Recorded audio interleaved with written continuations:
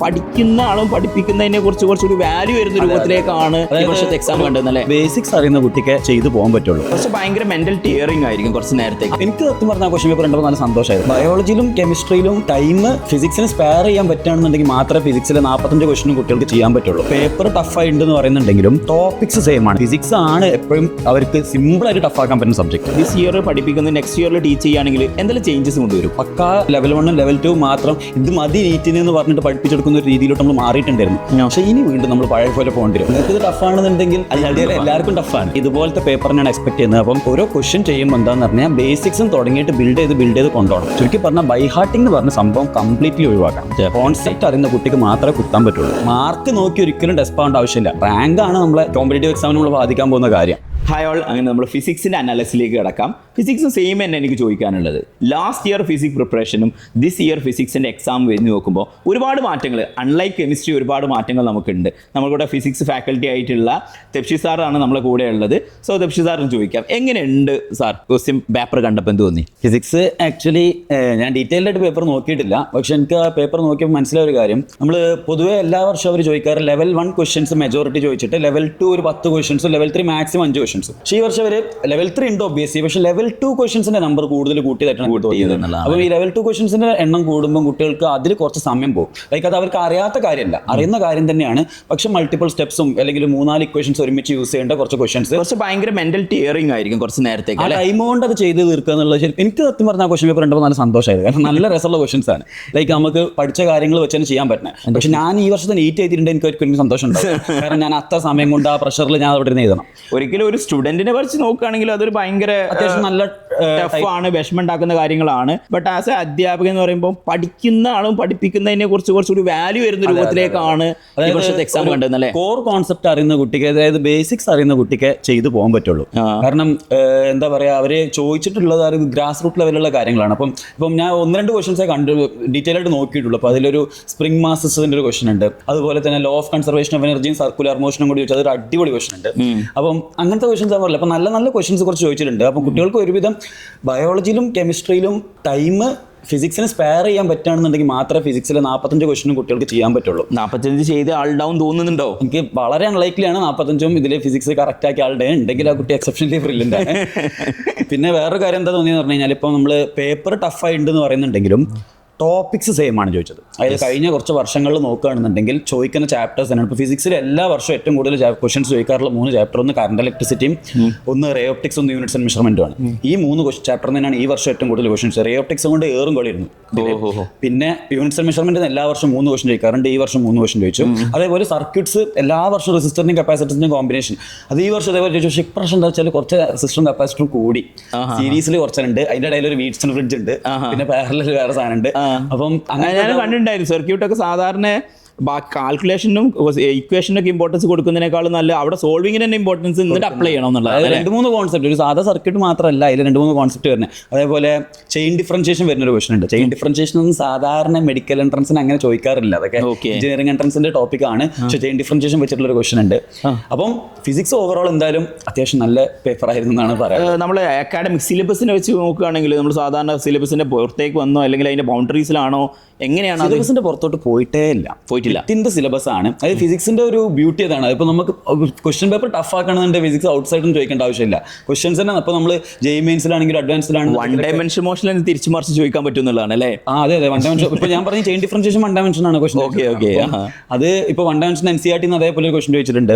അപ്പം ഇനിയിപ്പോൾ പ്രിപ്പയർ ചെയ്യുന്ന കുട്ടികളാണെന്നുണ്ടെങ്കിൽ അവർ മനസ്സിലാക്കേണ്ട ഒരു കാര്യം എന്താണെന്ന് പറഞ്ഞു കഴിഞ്ഞാൽ, ഫിസിക്സ് ആണ് എപ്പോഴും അവർക്ക് സിമ്പിളായിട്ട് ടഫ് ആക്കാൻ പറ്റുന്ന സബ്ജക്ട്. കാരണം അതിന് പുറത്തേക്ക് പോകണ്ട, മറ്റെന്താ പറയുക, വേറെ കുറെ റിയാക്ഷൻസ് ചോദിക്കേണ്ട, ഒന്നും ചോദിക്കേണ്ട. നമുക്ക് NCERT പഠിച്ച കാര്യങ്ങൾ വെച്ചിട്ട് തന്നെ അവർക്ക് ക്വസ്റ്റ്യൻസ് കമ്പൈൻ ചെയ്തിട്ടൊരു സിംഗിൾ ക്വസ്റ്റൻ ആക്കാം. അപ്പം അങ്ങനത്തെ പേപ്പേഴ്സ് ആണ് ക്വസ്റ്റൻ ആണെന്ന് അധികം കണ്ടത്. ഓക്കെ, ആസ് എ ഫാക്കൽറ്റി ഒരു സാറ്റിസ്ഫാക്ഷൻ തോന്നി പറഞ്ഞു. ഇപ്പോൾ ആസ് എ സ്റ്റുഡന്റ് ആയിട്ട് അത് കാണുന്ന വിഷമം തോന്നുന്നു പറഞ്ഞു. സ്റ്റിൽ ഒരു as A faculty this year പഠിപ്പിക്കുന്നത് നെക്സ്റ്റ് ഇയറിൽ ടീച്ച് ചെയ്യുകയാണെങ്കിൽ എന്തെങ്കിലും ചേഞ്ചസ് കൊണ്ടുവരും? ചേഞ്ചസ് എന്ന് പറഞ്ഞു കഴിഞ്ഞാൽ, നമ്മൾ ഇപ്പോൾ പലപ്പോഴും കഴിഞ്ഞ ഒരു 3-4 വർഷത്തെ നീറ്റിൻ്റെ ഒരു ട്രെൻഡ് അനാലിസ്റ്റ് ചെയ്തിട്ട് നമ്മൾ പക്കാ ലെവൽ 1 ക്വസ്റ്റ്യൻ മാത്രം അല്ലെങ്കിൽ ലെവൽ 1 ലെവൽ 2 മാത്രം ഇത് മതി നീറ്റിന് എന്ന് പറഞ്ഞിട്ട് പഠിപ്പിച്ചെടുക്കുന്ന ഒരു രീതിയിലോട്ട് നമ്മൾ മാറിയിട്ടുണ്ടായിരുന്നു. പക്ഷേ ഇനി വീണ്ടും നമ്മൾ പഴയ പോലെ പോകേണ്ടി വരും. അതായത് 2016, 2017 വർഷത്തെ നീറ്റ് അല്ലെങ്കിൽ 2013 നീറ്റ് ആ വർഷത്തൊക്കെ പേപ്പർ പോലത്തെ ഒരു പേപ്പറാണ് ഈ വർഷം ചോദിച്ചത്. അപ്പോൾ ഇനി വീണ്ടും നമ്മൾ നെക്സ്റ്റ് ലെവൽ ക്വസ്റ്റ്യൻസ്. അപ്പോൾ നിങ്ങൾ പ്രിപ്പയർ ചെയ്യുമ്പോൾ ഞാൻ ഈ പറഞ്ഞ പോലെ ഞാൻ പറഞ്ഞല്ലോ ക്വസ്റ്റ്യൻസ് ടഫ് ആയിട്ടുള്ളൂ, ടോപ്പിക്സ് മാറിയിട്ടില്ല. അപ്പോൾ ഈ പറഞ്ഞ റെസിസ്റ്റേഴ്സും അല്ലെങ്കിൽ ഈ പറഞ്ഞ റേയോപ്റ്റിക്സും തന്നെയാണ് അടുത്ത വർഷം ചോദിക്കാൻ പോകുന്നത്. മേ ബി സിമിലർ കണ്ടന്റ് ആണ്, ബട്ട് സിംഗിൾ ക്വസ്റ്റ്യൻ മേലെ തന്നെ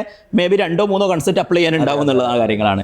സോ അത് അറ്റ് എ ടൈമിലേക്ക് തന്നെ ഒരു ക്വസ്റ്റ്യൻ കൊണ്ടുവരാൻ പറ്റിയ രൂപത്തിലേക്ക് കുറച്ച് ഗുണ്ട് ക്വസ്റ്റ്യൻസ് ഒക്കെ കുറച്ചും കൂടി പുറത്തേക്ക് എടുക്കേണ്ടി വരും അല്ലേ അധ്യാപകൻ എന്നുള്ള രൂപത്തിലേക്ക്. അതെ. അപ്പോൾ നമ്മൾ കുറച്ചും കൂടി നല്ല ക്വസ്റ്റൻസ് ആയത് ഇപ്പോൾ ഇവർ ലെവൽ 3 ചോദിച്ചാൽ നമ്മൾ അടുത്ത കുട്ടീനെ ലെവൽ 4 ലെവൽ 5 കാണിച്ചിട്ട് നമ്മൾ വിടുള്ളൂ. അപ്പോൾ നമ്മൾ ഇനി ആ ഒരു രീതിയിൽ കുട്ടികളെ പഠിപ്പിക്കണം, മീറ്റിന് അങ്ങനെ എക്സ്പെക്ട് ചെയ്യണം. പക്ഷേ ഇതിൻ്റെ ഒരു മറ്റൊരു സൈഡ് എന്താന്ന് പറഞ്ഞു കഴിഞ്ഞാൽ ഇത് കട്ട് ഓഫ് ഇങ്ങനത്തെ ഒരു ക്വസ്റ്റ്യൻ പേപ്പർ ആകുമ്പോൾ കുറെ ഇപ്പോൾ കഴിഞ്ഞ വർഷത്തെ മാർക്കിന് വെച്ച് കമ്പയർ ചെയ്യേണ്ട ഒരു ആവശ്യം ഈ വർഷം വരുന്നില്ല. അപ്പം ഇത് നമുക്കിപ്പോൾ ഒരു കുട്ടിക്ക് ഇപ്പം നിങ്ങൾക്ക് ഇത് ടഫാണെന്നുണ്ടെങ്കിൽ എല്ലാവർക്കും ടഫാണ്. അപ്പോൾ കോമ്പറ്റേറ്റീവ് എക്സാമിന് അങ്ങനെ ഒരു മാർക്ക് നിങ്ങൾ മാർക്ക് നോക്കി ഒരിക്കലും ടെസ്റ്റ് ആവേണ്ട ആവശ്യമില്ല. റാങ്ക് ആണ് നമ്മളെ കോമ്പറ്റേറ്റീവ് എക്സാമിന് നമ്മൾ ബാധിക്കാൻ പോകുന്ന കാര്യം. അപ്പോൾ ഫിസിക്സ് ടഫായി എന്ന് കരുതിയിട്ട് നിങ്ങൾ റാങ്ക് ബാക്ക് ആവാൻ പോകുന്നില്ല എന്നുള്ളതാണ്. പഠിച്ച കുട്ടികൾക്ക് അത് ബെറ്റർ ആണ്. കാരണം വെറുതെ പോയി ഇതിന് ഒരാൾക്ക് ഈ പേപ്പർ പോടാൻ പറ്റില്ല. അതായത് +2 ഒക്കെ കഴിഞ്ഞ ബോർഡ് എക്സാമിന് മാത്രമേ പഠിച്ചിട്ടുള്ളൂ. പഠിച്ച കുട്ടികളെ അങ്ങ് ഡിഫറൻഷിയേറ്റ് ചെയ്ത് മാറ്റി എന്നുള്ളതാണ് അല്ലേ അതിന്റെ കാര്യം കിടക്കുന്നത്. നെക്സ്റ്റ് വർഷം പഠിക്കാൻ പോകുന്ന കുട്ടികൾ എങ്ങനെ തുടങ്ങണം? കുറച്ച് പേടിയോടെ തുടങ്ങണോ? എന്താണ്? പേടിയല്ല, basics, stick on to basics. അതാണ് എപ്പോഴും പറയാറുള്ളത്. അതായത് ബേസിക്സ് അറിയുന്ന കുട്ടികൾക്ക് ചെയ്യാൻ പറ്റുന്ന ക്വസ്റ്റൻ ആണ്. ഇപ്പോൾ ഞാൻ പറഞ്ഞ സർക്കുലർ മോഷനിൽ സാധനം എന്നൊക്കെ പറഞ്ഞു കഴിഞ്ഞാൽ ആദ്യം കാണുമ്പോൾ വലിയ എന്തോ സംഭവം തോന്നും. പക്ഷെ അവിടെ സിമ്പിൾ ആയിട്ടുള്ള law of conservation of energy മാത്രമാണ് ചോദിച്ചത്. ഓക്കെ. അപ്പം അത് കത്തണം എന്നുണ്ടെങ്കിൽ നമ്മൾ ഒരുപാട് ക്വസ്റ്റൻസ് കാണണം. പിന്നെ അതിൽ യൂണിറ്റ്സ് മാത്രം അപ്ലൈ ചെയ്തിട്ട് നമ്മൾ കുട്ടികൾ കുറെ ക്വസ്റ്റൻസ് ഒക്കെ ചെയ്യാൻ പറ്റുന്ന ഒരു 5-6 ക്വസ്റ്റൻസ് ചോദിച്ചിട്ടുണ്ട്. മേ ബി നേരത്തെ അനൂപ് സാറൊക്കെ ഇത് കുറെ സമയം എടുത്ത് സോൾവ് ചെയ്തതിന് ശേഷം പിന്നെ ഷെഫീഖ് സാർ വന്നിട്ട് പറഞ്ഞിട്ടുണ്ടായിരുന്നു ഓക്കെ സ്റ്റെപ്പ് ഒക്കെ ഇതാണ്, ബട്ട് നമുക്ക് വേണമെങ്കിൽ യൂണിറ്റ്സ് വെച്ച് കഴിഞ്ഞാൽ ഈ പറഞ്ഞ സർക്കുലർ മോഷന്റെ ക്വസ്റ്റൻ തന്നെ ഇതിന്റെ ഒന്നും ആവശ്യമില്ല. സിമ്പിൾ ആയിട്ട് ഒരു 90 ഡിഗ്രി എന്നുള്ള അസംഷൻ നടത്തി കഴിഞ്ഞാൽ ഒറ്റയടിക്ക് മാർക്ക് ചെയ്യാം. അപ്പം ആ ഒരു സാധനമാണ് നമ്മൾ ബിൽഡ് ചെയ്ത് കൊണ്ടിട്ടുണ്ട്. പക്ഷെ അത് നമുക്ക് ഫസ്റ്റ് ഷെഫീഖ് സാറൊക്കെ പറയുന്ന പോലെ ബേസിക് കൺസെപ്റ്റ് ഇത് എവിടുന്നാണ് വന്നത്, ഒരു മോശം വരുന്ന സമയത്ത് ഇത് ഇക്വേഷൻ മാത്രമല്ല ഇക്വേഷൻ വരാനുള്ള വേ ഏതാണെന്ന് മനസ്സിലാക്കിയ ആളുകൾക്ക് അത് ബേസിലി അപ്രോക്സിമേഷനും അതിലേക്ക് കൊണ്ടുവരാൻ പറ്റുന്നതാണ് അല്ലേ. നേരത്തെ സർഫസ് ടെൻഷനിലോ ബാക്കിയിലൊക്കെ വന്നപ്പോൾ പറഞ്ഞിട്ടുണ്ടായിരുന്നു യൂണിറ്റ്സ് കാര്യങ്ങളൊക്കെ നോക്കി തന്നെ ചെയ്യാൻ പറ്റുന്ന കാര്യങ്ങളുണ്ട്. 5-6 ക്വസ്റ്റൻസ് അങ്ങനത്തെ ഉണ്ട്. സോ നെക്സ്റ്റ് ഇയറിലേക്ക് +1 കഴിഞ്ഞു +2 കഴിഞ്ഞു അല്ലെങ്കിൽ ഒന്നും കൂടി റിപ്പീറ്റ് ചെയ്യാൻ പോകുന്ന ആളുകൾക്ക് എന്ത് ഇൻസ്ട്രക്ഷനാണ് ഫിസിക്സിന്റെ സൈഡിൽ നിന്ന് കൊടുക്കാനുള്ളത്? ഇൻസ്ട്രക്ഷൻ അതന്നെ നമ്മളിപ്പം എക്സ്പെക്ട് ചെയ്യുന്നത് ഞാൻ പറഞ്ഞല്ലോ, നമ്മൾ ഇതുപോലത്തെ പേപ്പറിനാണ് എക്സ്പെക്ട് ചെയ്യുന്നത്. അപ്പം ഒബ്വിയസ്ലി കാരണം അവർക്ക് ഇപ്പം കഴിഞ്ഞ വർഷത്തെ നീറ്റിന്റെ ഒരു മാർക്കിന്റെ ഒരു റേഞ്ചും ഈ വർഷത്തെ മാർക്കിന്റെ റേഞ്ച് നോക്കി കഴിഞ്ഞാൽ നാഷണൽ ബോർഡിന് ഒബ്വിയസ്ലി റാങ്ക് ലിസ്റ്റ് ഇടാൻ ഈ വർഷമാണ് സുഖം. കാരണം 67 ഫസ്റ്റ് റാങ്ക് ഒന്നും ഇല്ല, 60 ഫുൾ മാർക്കൊന്നും ഇല്ല. അപ്പം അവർക്ക് എന്തായാലും ഇതായിരിക്കും സുഖം. അപ്പോൾ ഒബ്വിയസ്ലി നമ്മൾ ഇനിയുള്ള പാറ്റേൺ അങ്ങനെ തന്നെയാണ് പ്രതീക്ഷിക്കേണ്ടത്. എക്സാം പേപ്പർ ഈ ഒരു ലെവലിൽ വരും. അപ്പോൾ ഫിസിക്സ് ആണ് അവിടെ കൂട്ടത്തിൽ ടഫ് ആവാൻ സാധ്യതയുള്ള ഒരു സബ്ജക്റ്റ്. ആൻഡ് ടഫ് എന്ന് പറയുമ്പോൾ നമ്മൾ ഉദ്ദേശിക്കുന്ന പറഞ്ഞ പോലെ പുറത്തുനിന്നുള്ള വലിയ കാര്യം അല്ലെങ്കിൽ ഇൻഫിനിറ്റ് പുള്ളീസോ ഒന്നും നിങ്ങൾക്ക് തരാൻ പോകുന്നില്ല. നിങ്ങൾക്ക് തരാൻ പോകുന്ന 1 പുള്ളി 2 പുള്ളിയൊക്കെ തന്നെയാണ്. പക്ഷേ നമ്മൾ ഓരോ ക്വസ്റ്റ്യൻ ചെയ്യുമ്പോൾ എന്താണെന്ന് പറഞ്ഞാൽ ബേസിക്സും തുടങ്ങിയിട്ട് ബിൽഡ് ചെയ്ത് കൊണ്ടുപോകണം. ഇപ്പം പലരും എന്താ ചെയ്യാറ് പറഞ്ഞാൽ ഈ ഒരു പാറ്റേൺ നീറ്റിന് ചോദിക്കാറുണ്ട്, എന്നിട്ട് ആ പാറ്റേൺ അതേപോലെ കാണാപ്പാടെ പഠിച്ചു വെക്കും. പക്ഷേ അങ്ങനെയല്ല, ഇതേ ക്വസ്റ്റ്യൻ ഒരു വേറെ ചെറുതായിട്ടൊന്ന് മാറ്റി ചോദിച്ചു കഴിഞ്ഞാൽ നമുക്ക് കിട്ടണം.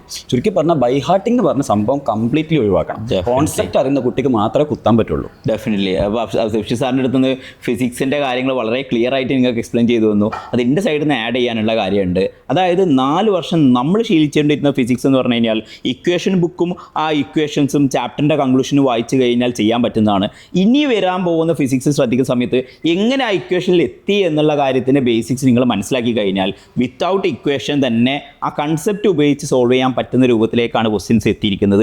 ഇനിയും അടുത്ത വർഷം ഇതേപോലെ ഇതിനേക്കാൾ ടഫർ ആണെങ്കിലും നിങ്ങൾ മനസ്സിലാക്കേണ്ടത് അതെല്ലാം നിങ്ങൾ ചെയ്യാനുള്ളതല്ല. നിങ്ങളെ മാർക്കിന് അത് ബാധിക്കും, ബട്ട് റാങ്കിന് അത് ബാധിക്കാൻ പോകുന്ന കാര്യങ്ങളല്ല. ഈ ലിമിറ്റഡ് ടൈം കൊണ്ട് ഇത്ര തന്നെ ചെയ്യാൻ പറ്റുള്ളൂ. മാത്രമല്ല ഫിസിക്സ് ഓൾ ടീമിൻ്റെ അടുത്ത് നിന്ന് എനിക്ക് കിട്ടിയ, കാരണം ഈ ഡിസ്കഷൻ സമയത്ത് ഞാനായിരുന്നു ഇരുന്ന് കോർഡിനേറ്റ് ചെയ്തിരുന്നത്.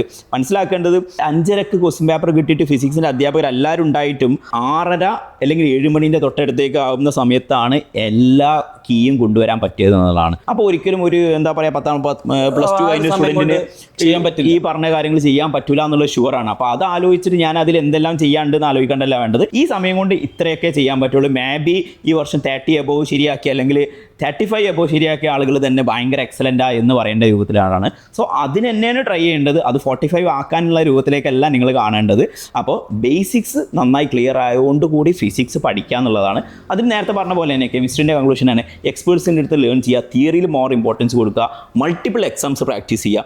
എല്ലാ ലെവലും നമ്മൾ നീറ്റ് ഗാലെ അതിന് മുന്നൊക്കെ പ്രാക്ടീസ് ചെയ്ത പോലെ തന്നെ എല്ലാ ലെവൽ ഓഫ് ക്വസ്റ്റ്യൻസ് പ്രാക്ടീസ് ചെയ്യാൻ എത്തിക്കുക.